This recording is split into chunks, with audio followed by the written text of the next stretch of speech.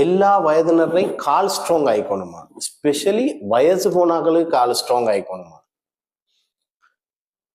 Chicken சாப்பிடுங்கன்னு சொல்ல போறேன்னு நினைக்கிறீங்களா? முட்டை சாப்பிடுங்கன்னு சொல்ல போறேன்னு நினைக்கிறீங்க? செமன் சாப்பிடுங்க, ஃபிஷ் சாப்பிடுங்கன்னு சொல்ல போறேன்னு நினைக்கிறீங்க? நீங்க சாப்பிடுங்க, ஆனா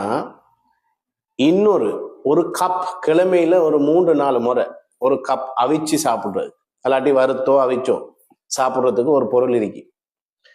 பட் என்ன டாக்டர் விலை கூடனதா சொல்றீங்கன்னு மிச்சம் பேர் என்கிட்ட கேள்வி கேட்குறீங்க. பட் இது எந்த ஒரு தரத்தினருக்கும் இலகுவா கிடைக்கக்கூடியது, அஃபோர்டபுள் பிரைஸ். என்னன்னு தெரியுமா? கொண்டக்கடலை, சிக்பீஸ்ன்னு சொல்லுவாங்க, ரைட்?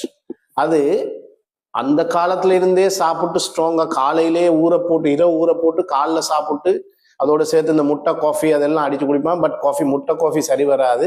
பட் நான் அதுக்குரிய விளக்கம் தந்திருக்கேன். முட்டையெல்லாம் அவிச்சு சாப்பிட்டா இன்று வரைக்கும் பழைய காலத்து ஆக்கள் கடு ஸ்ட்ராங் ஆகிக்கிறாங்க.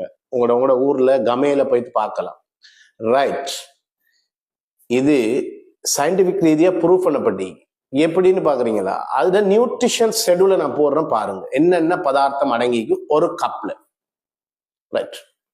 இதுல அதிகமா புரோட்டீன்ஸ் இருக்குது, ஃபைபர் நார்ச்சத்து இருக்குது, நல்ல கொழுப்பு இருக்குது. ஒரு நாளைக்கு எங்களுக்கு தேவையான இரும்பு சத்துல கிட்டத்தட்ட 8% மேல எங்களுக்கு கிடைக்குது.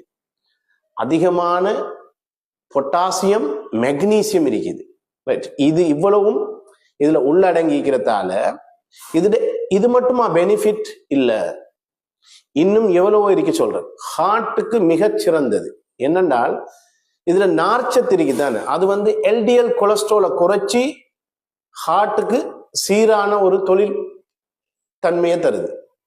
அதே மாதிரி இதுல பொட்டாசியம், மெக்னீசியம் இருக்கிறதால அது எங்களுக்கு பிரஷரை குறைக்கிறதன் மூலம் ஹார்ட்டை கிளியர் பண்ணி தருது. அப்ப பிரஷரும் குறையுது, ஹார்ட்டும் கிளியர் பண்ணுது.